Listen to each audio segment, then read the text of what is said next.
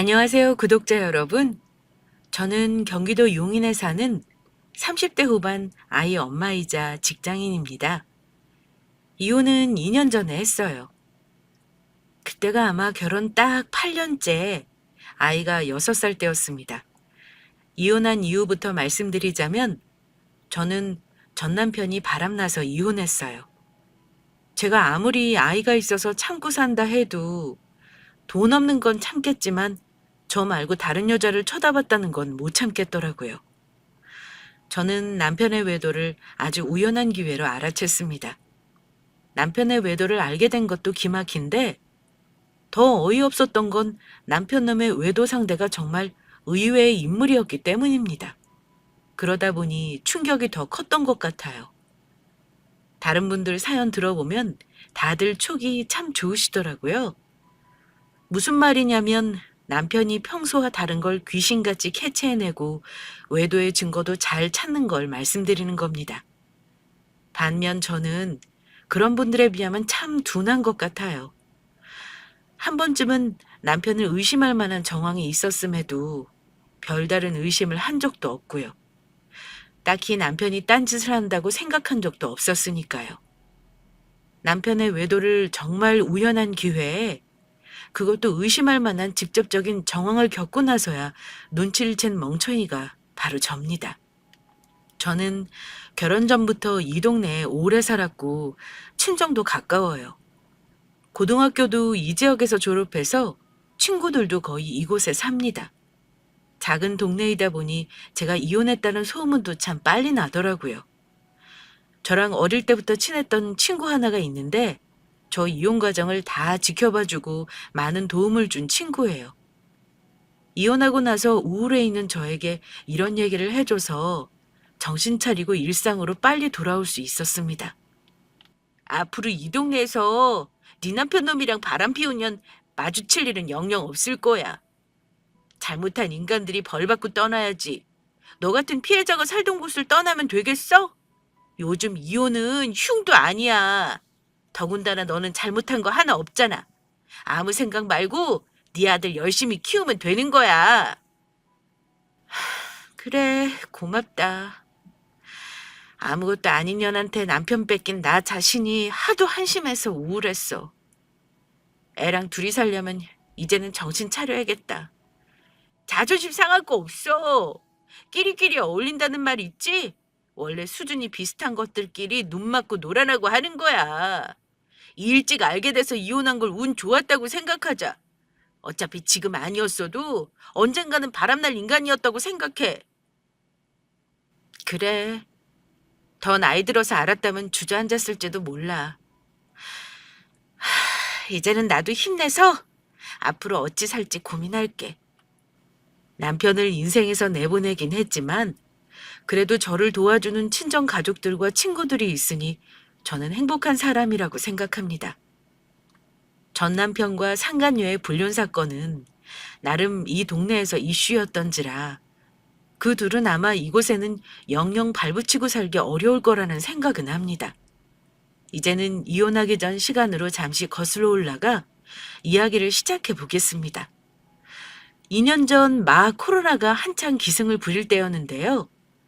주위에서 자영업자들 다 망하고 힘들었을 때 남편 회사는 코로나 이슈로 엄청나게 매출이 폭발했던 운 좋은 케이스였습니다. 남편은 직급이 있다 보니 지방으로 출장도 잦았고 주말도 없이 바쁘게 지냈지만 그만큼 돈을 잘 벌어다 줬어요. 사실은 결혼 초반에는 둘이 경제적으로 힘든 게 많았는데 5년 넘어가면서 점차 안정되어 갔고 그제야 내 인생이 황금기구나. 이제는 편하게 남편 덕 보고 살 날만 남았구나 생각했습니다. 하지만 그때 남편 놈이 딱 사고를 친 겁니다. 남자가 주머니 두둑해지고 살만해지면 다른 데 눈 돌린다는 말이 진짜 맞다는 걸 저는 경험으로 알았네요. 남편이 바쁘고 집안일이나 아이 교육에 신경을 많이 못 쓴다 해도 저는 거의 이해하고 살았습니다. 다른 부부들은 어떤지 모르겠는데 우리 부부도 10년 가까이 살면서 무수히 많은 싸움을 거치며 나름 서로에게 포기할 거 포기하고 살던 부부였습니다. 남편과 싸우는 이유는 참 다양했어요. 신혼 때는 돈 때문에 싸웠고, 남편 직장 이직 문제, 술 문제 등등 참 다양한 문제로 많이도 다퉜어요. 그러다가 아이를 낳고 나서는 육아에 도움을 주지 않는 남편에게 잔소리를 많이 하기도 했습니다. 아이 키우는 엄마들은 이해하실 겁니다. 남편이 육아며 집안일을 도와주지 않는 게 얼마나 부부 사이를 멀게 하는 일인지 말입니다. 너무 힘드니 저도 폭발해서 남편에게 화를 낸 적이 많았는데 남편은 그런 저의 마음을 이해해주지 않았습니다. 지우 아빠, 당신은 우리 집에서 하숙하는 사람이니? 잠자고 밥 먹고 자기 몸 씻는 거 외엔 눈에 뵈는 게 없어? 나 힘들어 죽겠는데 와서 애 목욕이라도 시켜주면 좋잖아. 애는 나 혼자 낳았냐고. 왜 나 혼자 다 짊어지고 살아야 하는 건데? 나 혼자 돈 버는 건 안 보여? 집에서 애 보는 게 그렇게 힘들면 당신이 나가서 돈 벌어오지 그래? 나도 집에서 애만 보고 싶다. 남편이 일 때문에 힘들면 맛있는 반찬이라도 하나 더 해줄 생각은 안 하고 집에 들어오기도 싫게 만드냐? 누군 뭐 돈 안 벌어받는 줄 알아? 나도 애 때문에 일을 못하는 거야. 당신이 이런 식으로 안 하면 나도 직장 다시 다닐 수 있어. 혼자 돈 번다고 유세 떨지 마. 이런 식으로 늘 싸움을 반복했습니다. 둘 다 서로의 입장만 생각하고 상대방 힘든 건 배려하지 않았던 건 맞습니다. 하지만 그때 멀어진 부부 사이는 아이가 어느 정도 커서 육아가 수월해진 후에도 그리 가까워지지는 못했어요. 사실 저는 아이 가졌을 때 만사까지 회사 나가다가 육아휴직을 했었어요. 추후 직장 복귀하려고 어린이집에 일찍 아기를 맡기려 했습니다. 그런데 아기가 어리다 보니 손도 많이 가고 말도 안 통하고 밤에 가끔씩 깨기도 해서 직장을 다니려면 옆에서 남편의 도움이 절실했어요. 하지만 육아나 살림에 전혀 관심이 없던 남편 때문에 결국 저는 회사를 그만두고 전업주부가 되었습니다. 이혼할 때까지 쭉 육아만 하게 된 거죠. 그때부터 남편과는 이미 각방을 썼어요. 남편이라도 잠을 편하게 자라고 제가 나름 배려해 준 거였는데 아이 키우는 걸 거의 독박 육아로 하다 보니 남편과 몸도 멀어지고 마음도 멀어지긴 하더라고요. 육아는 도와주는 거 거의 없었지만 그래도 하나 있는 아들에게는 끔찍해서 아빠가 필요한 자리에는 아이와 같이 시간 보내려고 노력했던 사람이긴 합니다. 아이가 어느 정도 크고 나서는 아빠로서 그것만 됐다 생각하고 나머지는 다 감수하고 산 게 접니다. 아이가 유치원 다닐 무렵부터는 남편도 회사에서 승진도 하고 자리를 잡아가기 시작했고 어느 달은 성과급을 1,000만 원씩 받아올 때도 있었어요. 사람을 제일 기분 좋게 하는 게 금융치료라고 하잖아요. 남편이 돈을 잘 벌어다 주니까 다른 부분이 마음에 안 들어도 그냥 참고 이해하게 되더라고요. 저도 남편과 살면서 속상한 거 많았고 이혼하고 싶다는 생각 해본 적 많습니다. 하지만 부부 사이를 갈라놓는 치명적인 위기가 없었기 때문에 아이 하나 바라보면서 그럭저럭 결혼 생활을 한 거고요. 남들도 저랑 별반 다를 거 없이 살겠거니 하고 살아왔습니다. 그러다가 우리 부부가 이혼하게 되는 단초가 된 사건이 일어난 게 바로 우리 아이가 유치원에 다닐 무렵이었습니다. 남편은 다른 일에는 별로 관심이 없었는데 우리 아이 일에는 그래도 신경을 쓰는 편이었는데요. 한 번은 유치원에서 학부모 참관 수업을 할 테니 참여하라는 안내를 받은 적이 있었어요. 남편이 시간 안 되면 저만 갈 생각으로 그래도 아빠니까 참석 여부를 물어봤는데 남편이 아들 수업하는 거 보고 싶다고 시간을 빼서 같이 가자고 하더라고요. 당신 맨날 바쁘다면서 갈 수 있겠어? 우리 아들 유치원에서 어떻게 지내는지는 나도 봐야지. 나중에 재롱잔치도 가고 운동회도 꼭 갈 생각이니까 그런 거 있으면 미리 말해. 그래. 나 혼자 갈 생각이었는데 앞으로는 얘기할게. 우리 지우가 아빠 와서 좋아하겠네? 그렇게 남편과 함께 참석하게 된 아들의 유치원 참관 수업에서 저는 뜻밖의 우연을 마주하게 되었습니다. 저는 우리 아이 유치원 담임 선생님 이름만 알고 있었고 얼굴을 그날 처음 봤는데요. 아이 선생님을 보는 순간 너무 놀라고 말았습니다. 원래는 참관 수업 끝난 후 담임 선생님께 따로 인사를 할 생각이었지만 먼저 다가가서 인사할 수가 없었습니다. 왜냐하면 아이 담임 선생님은 이미 제가 잘 알고 있는 사람이었기 때문입니다. 아이 담임 선생님은 다름 아닌 제 고등학교 동창이었는데요. 저는 그 친구를 정확히 기억할 수밖에 없는 이유가 있습니다. 저는 그 친구가 유치원에서 선생님을 하고 있는 줄은 몰랐습니다. 왜 그 친구 이름이 내가 기억하고 있는 것과 다른가 했더니 아마 개명을 한 모양이더라고요. 심지어 아들 담임 교사인 줄은 꿈에도 몰랐고요. 고등학교 때도 나름 꿈일 줄 알고 친구들 사이에서 성숙한 아이였던 그 친구는 여전히 그때처럼 날씬하고 예쁘더라고요. 결혼도 안 한 듯 했습니다. 하지만 그 친구 얼굴 보는 건 저에게 껄끄러운 일이었어요. 그래서 참관 수업 시간 내내 아이 담임 선생님과 눈을 마주치지 않으려고 노력했습니다. 이쯤 되니 뭐가 그리 불편했는지 궁금하시죠? 아는 친구라면 반갑게 인사하면 되겠지만 그 친구와는 아는 척하고 싶지 않은 이유가 있었어요. 사실 그 친구는 제가 고등학교 1학년 때 같이 놀던 무리들 사이에서 저를 살짝 왕따시키려고 했던 주동자였습니다. 요즘은 학교 폭력을 굉장히 민감하게 다루는 데 반해 그 당시는 요즘 같은 분위기는 아니었어요. 심지어 괴롭힘 당하는 학생에게 잘못을 전가하기도 했던 시절이었고요. 물론 제가 대놓고 왕따를 당한다던가 괴롭힘을 당한 건 아닙니다. 하지만 그 친구가 저에 대해 나쁘게 말하고 다니는 걸 저는 몇 번이고 참다가 이간질하는 걸 따진 적이 있었어요. 그런데 말다툼 끝에 그 친구가 제 머리채를 먼저 잡았고 분을 못 이긴 저도 그 친구 머리끄덩이를 잡고 같이 싸웠던 적이 있었습니다. 그 뒤로는 고등학교 내내 그 친구와 모른 척하고 지냈어요. 왜 저를 싫어했는지도 저도 모릅니다. 주변 친구들 말로는 저를 시기 질투했다고 하는데 왜 저를 시기 질투했는지 그 이유를 아직도 몰라요. 제가 왜 아는 척하고 싶지 않았는지 이제 이해하실 겁니다.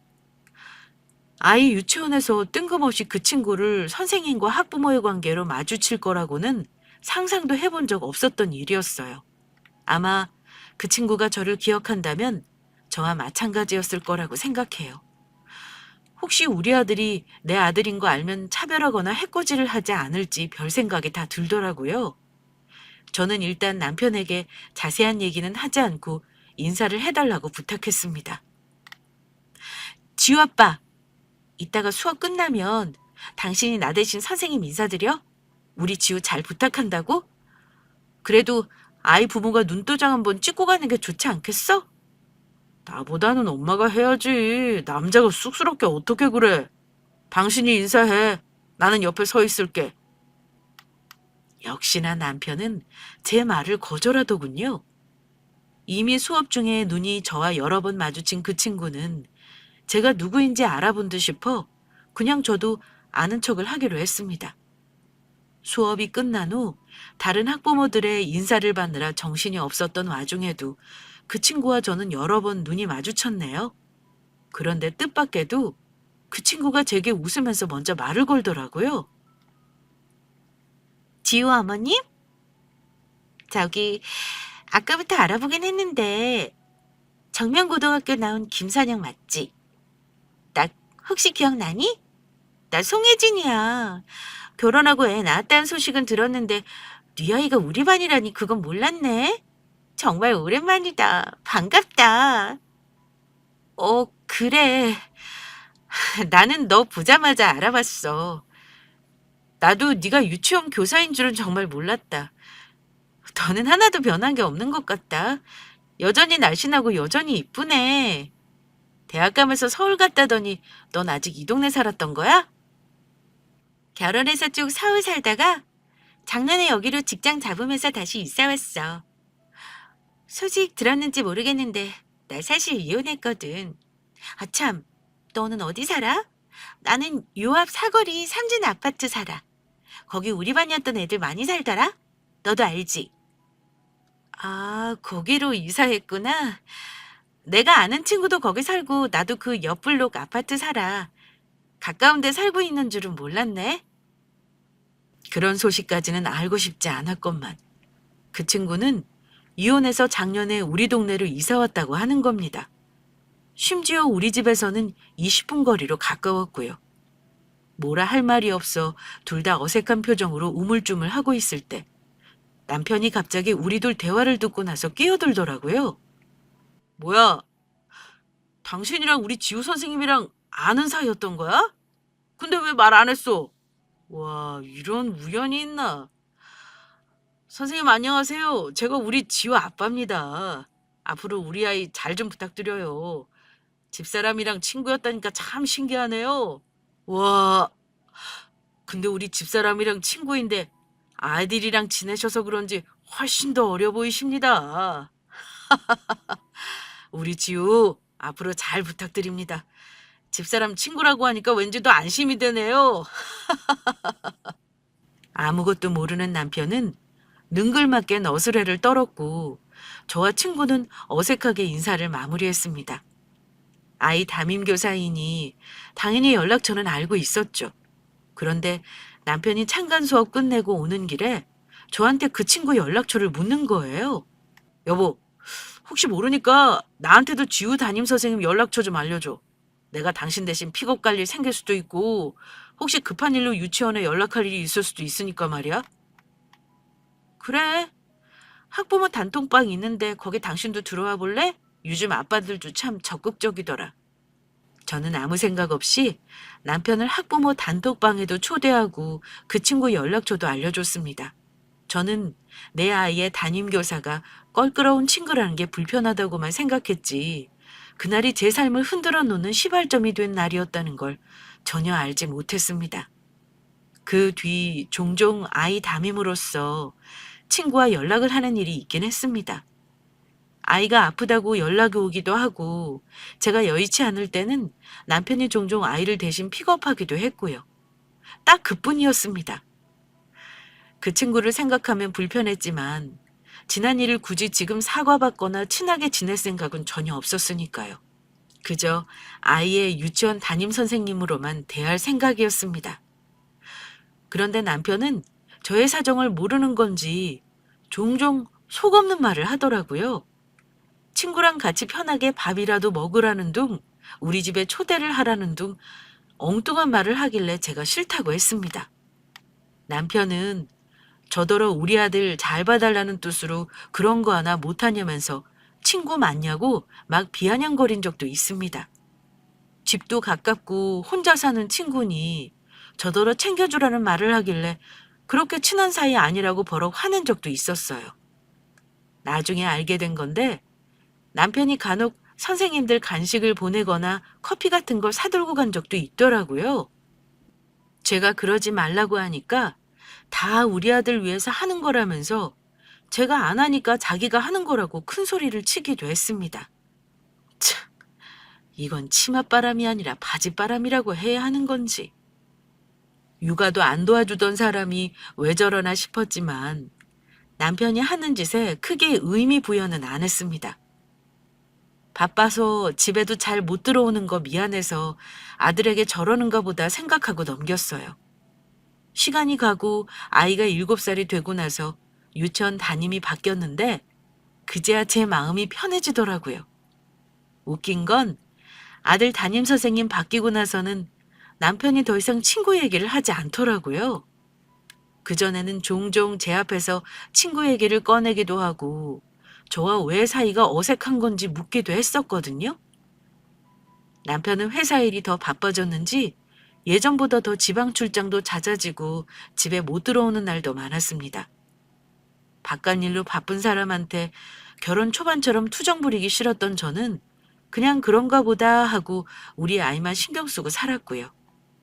그런데 그 무렵 남편이 예전과 뭔가 달라졌다는 걸 느낀 게 있었습니다. 원래 육아나 집안일 관심 없고 도와주는 거 모르던 사람이었는데요. 일은 예전보다 더 바쁘다는 사람이 예전과 달리 퇴근하면 집안일도 도와주려 하고 연애할 때처럼 다정하게 굴더라고요. 각방을 쓰고 있었는데 난데없이 방을 합치자는 말도 했고요. 순진하고 멍청했던 저는 이제야 남편이 철이 들었다고 생각했어요. 당신 요즘 뭐 잘못 먹어서 이러는 거 아니지? 갑자기 왜 안 하던 짓을 하고 그래? 나야 물론 좋지만 그냥 그동안 당신이 힘들었겠다 싶어서 그러지. 내가 너무 일에만 매여 살아서 당신 힘든 거 몰라줬나 싶네. 이제부터는 바빠도 당신 많이 도와주도록 노력할게. 아, 아니야. 나도 당신한테 잔소리 많이 했는 걸 뭐. 말이라도 그렇게 해주니까 고마워. 당신이 나랑 우리 지우 편하게 살게 해주느라 애쓰는 거 다 알아. 그 덕에 나도 편하게 살잖아. 달라진 남편 태도에 그동안 서운한 감정이 눈 녹듯 없어지기까지 했습니다. 잦은 회식과 지방 출장으로 예전보다 더 바빠진 남편이 힘들까봐 보약까지 쥐어서 먹였네요. 그것도 남자한테 좋다는 거 다 넣어서요. 남자가 아내에게 안 하던 행동을 한다는 건 뭔가 캥기는 게 있어서라는 걸 저는 몰랐어요. 달라진 남편을 좋다고만 생각했지 전혀 수상하다는 생각을 안 했습니다. 간혹 집에 있다가 전화가 오면 밖에 나가서 받는다거나 문자가 오면 제가 못 보게 가려서 본다든지 하는 일이 있어도 일 관련해서 그런 줄만 알았고요. 저는 남편에 대해, 아니 남편이라는 인간에 대해 너무나 무지했던 여자였네요. 하지만 의심은 전혀 생각지 못한 일에서 싹 트는 법이라죠. 여느 때와 같이 평화로운 일상을 보내던 주말, 단조로웠던 저의 일상을 무너뜨리는 의심을 하게 된 사건이 생겼습니다. 아이가 치킨을 시켜달라는 말을 하길래 골프 치러 간 남편에게 집에 오면서 치킨을 사오라고 부탁했어요. 그런데 남편이 골프가 좀 길어질 것 같다며 집에 놔두고 간 자기 업무용 폰이 있으니 배달앱으로 주문하라고 시키더라고요. 남편은 핸드폰을 2개 썼는데요. 하나는 개인 폰이었고 하나는 업무 연락용 폰이었습니다. 업무 연락용 폰에 배달앱으로 종종 제가 배달한 적이 있어서 아무 생각 없이 배달앱으로 저희 단골 치킨집에 주문을 넣었어요. 원래 배달이 좀 오래 걸리는 거 알고 있었기에 남편이 오면 같이 먹어야겠다 생각하고 있었는데요. 40분이 지났을 무렵 남편 업무용 핸드폰으로 전화가 걸려오는 겁니다. 그런데 전화를 한 건 치킨집 배달 기사님이었어요. 저는 배달이 늦어져서 양해를 구하고자 전화를 했구나 짐작했습니다. 하지만 전화를 받았더니 배달 기사님이 엉뚱한 소리를 하더라고요. 치킨 지금 배달하러 왔는데요. 시킨 적 없다고 도로 가져가라고 하셔서요. 사모님이 시킨 거 맞으세요? 전화번호 끝자리 62362요. 주문 들어온 거 맞다고 했는데 시킨 적 없다고 도로 가져가라고 그러시면 어떡합니까? 기사님이 저에게 주문을 해놓고 시킨 적 없다고 하느냐며 화를 내는 겁니다. 네? 6236 번호로 치킨 시킨 거 맞는데요? 지금 초인종 소리 나지도 않았는데 무슨 소리 하시는 거예요? 저 계속 배달 기다리고 있었는데요? 혹시 기사님 엉뚱한 데 가신 거 아니에요? 그랬더니 기사님이 잠시 뭔가 확인하더니만 삼진아파트 803동 아니에요? 저 지금 방금 초인종 눌렀는데요. 이 집에서 배달 안 시켰다고 안에서 사모님이 소리까지 지르셨잖아요. 그럼 방금 소리 지른 사람이 사모님 아닌가 보네요? 이렇게 말을 하는 겁니다. 배달원이 말한 주소는 당연히 저희 아파트가 아니었고요. 아니, 그 아파트로 가시면 어떻게 해요? 저희는 옆블록 부영 아파트인데 삼진 아파트라뇨. 아저씨가 배달 잘못 가셨네요. 어플로 주문하셨죠? 다시 확인해 보세요. 거기 분명 이 주소로 되어 있어요. 아무렴 제가 엉뚱한 아파트로 왔겠어요? 일단 그럼 이 아파트는 아니라는 거죠? 정확한 주소 다시 말씀해 주세요. 그런데 그 순간 왠지 이상한 기분이 들었습니다. 저는 배달원에게 주소를 다시 불려주려 하다가 생각을 고쳐먹고 배달을 취소하겠다고 했습니다. 환불은 됐다고 하고 전화를 끊었어요. 전화를 끊고 급히 남편 폰 어플을 열고 배달 주소를 확인해 봤어요. 당연히 우리 집 주소로 되어 있을 거라고 생각하고 주문을 했건만 어플에 저장된 주소는 어이없게도 삼진 아파트가 맞더군요. 그리고 황당한 건 그동안 주문 내역을 봤더니 그 주소로 여러 번 야식을 이것저것 시켜 먹은 내역이 남아 있었고요. 그거 보는데 뭔가 뒤통수를 맞은 기분이었습니다. 왜냐면 그 주소와 남편은 전혀 접점이 없었기 때문이에요. 다만 이상하게도 그 아파트 이름을 보는 순간 머리에 우리 아이 유치원 담임이었던 제 친구 얼굴이 자꾸 스치는 겁니다. 제가 아는 한 그 아파트에 사는 사람은 그 친구와 제가 아는 다른 동창뿐이었거든요. 게다가 배달 기사님이 말하던 동호수는 제가 친하게 지내는 친구가 사는 집이 아니었습니다. 그 아파트에 제 지인이 있다 해도 남편과 집을 왕래하는 사이도 아닌데 이런 음식들을 수없이 시켜 먹을 이유는 전혀 없었고 아무리 생각해도 왜 그 아파트 주소가 배달 어플에 저장되어 있는지 납득이 가지 않았습니다. 이상한 기분에 사로잡힌 저는 일단 주문 내역을 전부 캡처하고 저장된 주소를 저장해뒀습니다. 대체 거기에 누가 사는 건지 알아야 할 것 같아서요. 남편에게는 치킨집에 재료가 소진돼서 주문을 못했다고 둘러댔어요. 그러자 별다른 의심 없이 본인 업무용 폰을 열어보지도 않더라고요. 그냥 다른 치킨집에 시키지 그랬어. 남편은 딱 이 말만 하고 샤워하러 들어가 버리더군요. 저는 촉도 없고 둔한 편이지만 그 아파트 이름 듣는 순간 뭔가 이상하다는 느낌을 받았습니다. 남편은 분명 그 주소의 사람과 연관이 있었어요. 게다가 배달기사님이 말하길 치킨 시킨 적 없다고 사모님이 소리를 질렀더라고 했으니 그 집에 사는 건 분명 여자인 게 틀림없었죠. 저는 그날 이런저런 잡생각에 잠을 이룰 수 없었습니다. 그러고 보니 남편이 어느 순간 갑자기 달라진 태도가 의심스러웠습니다. 차라리 예전처럼 무관심했다면 몰랐을 거예요. 갑자기 저에게 다정하게 굴던 것, 앞으로 잘하겠다고 하던 그 사람 행동이 혹시 나에게 찔리는 게 있어서 그런 게 아닌가 싶은 의심이 들었어요. 한번 의심이 피어나자 남편의 잦은 출장과 그간 전화 받던 태도 등등 모든 게 의심스러웠습니다.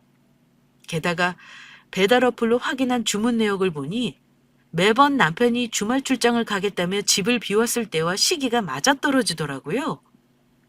저는 당장 그 아파트로 달려가 그 집 초인종을 누르고 싶은 충동을 참아가며 남편을 주의 깊게 관찰하고 있었습니다.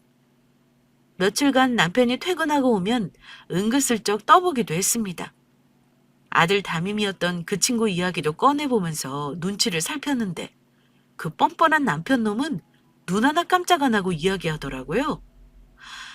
저는 며칠 후 자전거 도난방지용 GPS 추적기를 사서 몰래 남편 차 트렁크에 넣어놓았습니다. 마침 남편 놈이 주말이 껴서 출장을 다녀오겠다는 말을 하더라고요. 그전에는 남편 출장 짐도 싸주고 주말에 웬 고생이냐며 애쓴다는 말을 했는데요.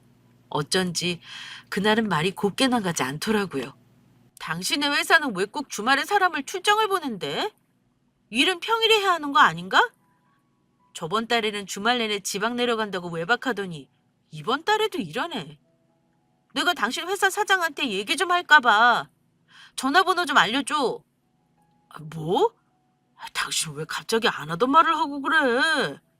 내가 그만큼 회사에서 중요한 사람이니까 그렇지.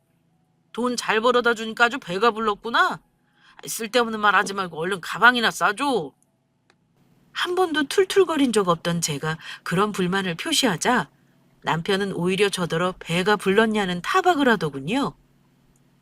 남편이 짐을 싸서 나가고 나서 저는 고민에 빠졌습니다. 남편이 정말 일 때문에 출장을 가는 거라 믿고 싶었지만 이미 의심은 커져가고 있었습니다. 조금 후 남편 차에 몰래 넣어놓은 자전거 도난방지용 GPS 위치를 확인해 보니 황당하게도 지방 출장 간다는 남편 차는 그 아파트 주차장에 주차돼 있더군요. 확실한 건 남편이 저에게 출장 간다는 거짓말을 한 거였고 그 아파트에 사는 누군가를 만나 주말을 보낸다는 거였습니다. 저는 마침 그 아파트 사는 제 동창에게 연락해서 넌지시 물어봤어요. 남편이 배달시켜 먹은 동호수를 얘기하며 거기 혹시 누가 사는 줄 아느냐고 했더니 친구가 고민도 없이 대답해 주더라고요. 거기 송혜진이 사는 집 주소인 것 같은데? 내가 옆동 살아서 종종 마주쳐서 알아. 근데 그건 갑자기 왜 물어봐? 친구 대답을 듣는 순간 뭔가 무너져 내리는 느낌이었습니다. 남편이 배달시켜 먹은 그 집은 우리 아들이 유치원 담임이자 나와 껄끄러운 사이인 그 친구의 집인 게 확실해졌고 의심할 바 없이 제가 모르는 새 둘이 눈이 맞은 게 분명했으니까요. 무려 1년이 가까운 시간 동안 저는 왜 남편이 딴짓을 하고 다니는 걸 전혀 몰랐을까요? 대체 둘은 언제 눈이 맞아서 저 모르게 이런 짓을 벌이고 있었던 걸까요? 배신감으로 가슴이 무너져 내렸습니다. 아무 대답 없이 제가 울기만 하자 친구는 놀라서 이유를 물었고 저는 울면서 자초지정을 설명했습니다. 그러자 저의 설명을 들은 친구가 이러더라고요. 야, 정신 차려! 너 애엄마야! 이런 일 있으면 그냥 넘어가면 안 되는 거야. 울고 있지 말고 의심이 가면 사실 확인하는 게 먼저지. 너 지금 어디야? 내가 도와줄 테니까 당장 우리 아파트로 와. 긴지 아닌지 확인은 하고 보자. 친구 말대로 저는 엄마니까 아이를 생각해서라도 정신줄을 잡아야 했습니다. 겨우 진정하고 저는 문제의 그 아파트로 가서 친구를 먼저 만났습니다. 저는 친구와 함께 남편이 배달시켜 먹던 그 집으로 같이 가서 마침내 현관 초인종을 눌렀습니다. 그때 떨렸던 가슴은 뭐라 말할 수가 없네요. 제발 그 안에서 내가 아는 사람이 나오지 않기를 얼마나 바랐는지 모릅니다. 옛날 아파트라 인터폰으로 얼굴이 안 보였나 봐요. 친구가 자기 이름을 말하자 안에서 의심 없이 문을 열어주더군요. 문을 열자마자 보인 건 내가 아는 얼굴이 맞았습니다. 그 친구는 내 얼굴을 보고 무척 당황하더라고요. 웬일이냐고 묻는데 저는 현관에 놓인 남자 신발에 먼저 눈길이 갔습니다. 당연히 아는 신발이었죠. 그 친구가 묻는 말에 대답도 하지 않고 저는 집 안으로 그 친구를 밀치고 들어갔습니다. 야, 이게 뭐 하는 짓이야? 너 왜 허락도 없이 남의 집에 들어오는 건데? 저를 보고 당황한 그 친구가 소리를 질렀지만 저는 아랑곳하지 않았습니다. 제 어깨를 붙잡길래 뿌리쳤더니 이번엔 머리채를 잡으려고 하는데 그 순간 옆에 있던 저의 친한 친구가 그녀 손을 잡아챘습니다. 야, 넌 가만히나 있어! 지금 이게 무슨 상황인지 아직도 모르겠냐? 신발도 벗지 않고 들어간 그 집 거실에는 아무도 없더라고요. 성큼성큼 걸어 안방문을 벌컥 열어젖힌 순간 침대 위에 초조하게 앉아있는 인간과 눈이 마주치고 말았습니다. 그 인간은 역시나 내 남편 놈이 맞았고요. 저는 그 인간 얼굴 보고는 할 말을 잃고 말았습니다. 남편 역시 저를 보더니 놀랐는지 눈만 크게 뜨더군요. 바로 그때 뒤따라 들어온 그년이 이러더라고요. 결국 이렇게 돼버렸네. 뭐 어쩔 수 없지. 야, 이제 어쩔 거야? 뭐 이렇게 된 거 네가 이혼해줘야 하지 않겠니? 내 집에서 이러지 말고 둘이 나가서 얘기하지 그래? 순간 저는 이성의 끈이 끊어져 버리는 걸 느꼈고 바로 그년의 머리채를 잡아챘습니다. 야, 이혼했으면 곱게 살 것이지. 남의 남편은 왜 건드려? 너 대체 언제부터야? 언제부터 내 남편이랑 놀아난 거야? 너는 학교 다닐 때도 나를 못 살게 구더니 내 남편까지 건드리는 이유가 뭐야? 내가 너한테 뭘 했길래 이러는데? 그녀는 저에게 머리채를 잡힌 채로 비명을 질렀지만 악에 바친 제 힘을 당하지는 못했습니다. 같이 간 친구는 모든 장면을 폰으로 찍고 있었고요. 그런데 그 순간 당황한 남편 놈이 어떻게 했는 줄 아세요? 그년 머리를 잡고 있는 제 손을 떼어내면서 말리는 겁니다. 여보! 일단 이 손 놔. 이 손 놓고 우리 대화를 하자. 내가 일단 다 설명할게. 대화는 무슨 얼어 죽을 대화. 당신이 무슨 설명을 더해? 내 눈으로 보는 게 맞는 거잖아. 대체 둘이 언제부터 이따위로 붙어먹은 거야? 당신 각오해. 내가 너희 둘 다 얼굴 못 들고 다니게 만들어줄 줄 알아.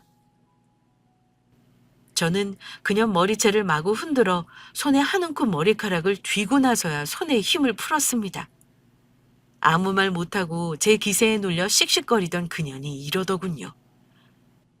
야, 남편 간수 못한 년이 어디 와서 화풀이야? 내가 먼저 그런 거 아니고 네 남편이 나한테 연락하고 접근한 거거든? 그냥 네가 이혼해주는 게 이 상황에서는 맞지 않겠니? 저한테 와서 잘못했다고 용서해달라고 빌었다고 해도 용서해주지 않았겠지만 그년이 그렇게 나오니 정말 할 말이 없더군요. 이혼을 해줘? 소송에서 너희 두 사람 탈탈 털어줘도 모자랄 판에 내가 미쳤다고 순순히 이혼을 해주냐? 너는 오늘 이후로 입에 풀칠할 걱정부터 해야 할 거야. 그리고 나한테 줄 위자료 잘 마련해놔. 물론 이 동네에서 더 이상 발붙이고 살 생각 안 하는 게 좋을 거야. 저는 친구와 그 더러운 연놈들의 공간을 나왔습니다. 그리고 외도 현장을 잡은 증거물을 친구에게 건네받았어요. 남편이라고 믿고 의지하며 살아온 인간이 다른 사람도 아닌 내가 아는 사람, 그것도 사이도 안 좋은 친구년과 바람이 났다는 게 참 제 자신이 너무 비참했지만 어찌됐든 칼자루는 제가 쥐고 있으니 결론을 내려야 했습니다. 남편은 자포자기한 듯 집으로 돌아오더니만 무릎까지 꿇고 싹싹 빌었어요. 자기 재산이면 통장이며 전부 넘길 테니 한 번만 용서해달라고 개소리를 하더라고요. 남자라면 한 번쯤 눈을 돌릴 수도 있다는 둥, 그년이 먼저 꼬리를 쳤다는 둥, 또 책임 전가를 하길래 손에 잡히는 거 다 집어던지면서 이혼하자고 용서 못한다고 했습니다. 남편 놈은 이혼만은 안 된다며 울며 불며 제 다리를 잡고 용서를 빌었지만 저는 시부모에게 그 자리에서 전화해서 이혼하겠다고 말했습니다.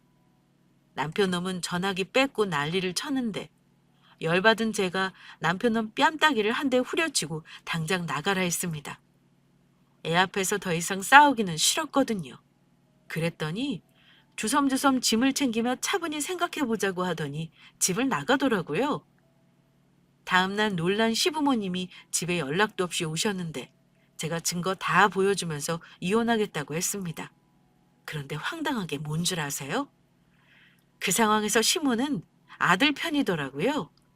아니, 네가 대체 어찌했길래 남편이 다른 여자한테 눈을 돌려? 그러지 마. 남자가 한 번은 그럴 수 있다. 한 번 용서하면 앞으로 더 잘할 거야. 애도 있는데 네가 참아야지. 어이가 없어서 제가 그랬습니다. 아들 바람 피운 걸 제 탓을 하시네요? 그게 왜 제 탓이에요? 그런 것도 남편이라고 친구년이랑 바람난 새끼를 어떻게 믿고 사냐고요? 어머니 같으면 그러시겠어요? 그런 말 하실 거면 당장 나가세요. 저는 시부모에게 울면서 할 말 다 했습니다. 시부모님은 항상 예의 바른 며느리만 보다가 이렇게 도끼 품고 바락바락 대드는 제 모습 보고 놀라셨는지 아무 말도 안 하시고 시부는 옆에서 한숨만 쉬시더라고요. 그 후 남편 놈은 시댁에서 지낸다고 들었고 그 인간과 별거하면서 이혼 소송과 상간녀 소송 준비를 했습니다. 저도 고민할 것 없이 고소먹을 각오하고 유치원 게시판과 지역 맘카페에 남편과 바람난 친구년 신상을 깠습니다. 그 후로는 뭐 예상하다시피 난리가 났죠. 맘카페가 발칵 뒤집어졌고 불륜녀가 다니는 유치원에 아이 맡길 수 없다는 민원이 유치원에 빗발친 걸로 알고 있습니다. 친구가 전해준 소식에 의하면 그녀는 자발적으로 유치원을 그만뒀다고 하더라고요. 그년이 그만둔 이후에도 유치원 이미지에 큰 타격을 입고 원화가 빠져나갔다며 유치원 원장이 손해배상 청구를 했다고 들었습니다. 그 얘기 들으니까 속이 시원했지만 제 복수는 거기서 끝나지 않았습니다. 저는 그년과 관련된 모든 인맥들에게 불륜을 까발려서 아예 이 동네에 발도 못 붙이게 만들어줬습니다. 그리고 남편놈이 이런 걸로 회사를 잘리지는 않겠지만 망신은 줘야겠다 싶었어요. 마침 남편이 업무용 폰을 못 챙겨가서 집에 있길래 직원들 200명이 넘게 있는 직원단체 단톡방에 친구가 찍은 동영상을 뿌려버렸습니다. 동영상 속에서 여자의 머리채를 쥐고 흔드는 저와 그걸 말리는 남편. 누가 봐도 불륜 현장을 잡은 영상이라는 걸 알아챌 수 있었을 겁니다. 웃긴 건 아무도 그 동영상을 보고 아는 척을 하거나 댓글을 달지 않았다는 겁니다. 다들 경악했을 겁니다. 능력 있고 회사에서 한자리 하던 사람이 뒤로는 그런 불륜을 저지르고 있었다는 게 엄청난 이슈거리였겠죠. 남편은 그 사실을 뒤늦게 알고 삭제해달라고 연락 왔지만 삭제가 무슨 소용이겠어요? 이미 남편은 불륜남으로 박제되었을 테니까요. 그 후 이혼 소송 통해 재산은 정확하게 분할했어요. 위자료 몇천 두둑히 챙겨받았고 그녀에게도 상간녀 소송 위자료 1,800만 원 받아냈습니다. 남편과 바람난 년은 직장 잃고 다른 동네로 이사 갔다고 들었네요. 저는 살던 집이 제 명이라 아이와 계속 살고 있습니다. 이혼 준비하면서 참 막막했었는데 그래도 다 사라지긴 하더군요. 다행인 건 경력 단절이 있지만 무사히 일자리를 잡았다는 겁니다. 아이 양육비 받는 게 있으니 충분히 아이와 먹고 살만하게 지낼 수 있을 것 같습니다. 제가 해보니까요. 이혼하고 사는 거 별거 아니라고 말씀드리고 싶어요. 혹시 저와 같은 상황에 처하신 분에게 저의 사연이 도움이 되었으면 좋겠네요. 저는 앞으로 당당하게 아이와 보란 듯이 잘 살아내겠습니다. 어째 제 이혼 사연 듣고 속이 좀 시원하시려나요? 멍청하게 당하고 있지만은 않아서 그런가 복수의 마음도 조금은 사그라들긴 하더라고요. 두 사람이 벼락 맞아 죽기를 바라는 것도 이제는 안 하려고요. 제가 아이와 행복하게 사는 게 더 중요한 거니까요. 저의 이혼 스토리는 여기까지입니다. 긴 사연 들어주신 구독자분들께 감사 인사를 전하며 제 사연은 마치겠습니다.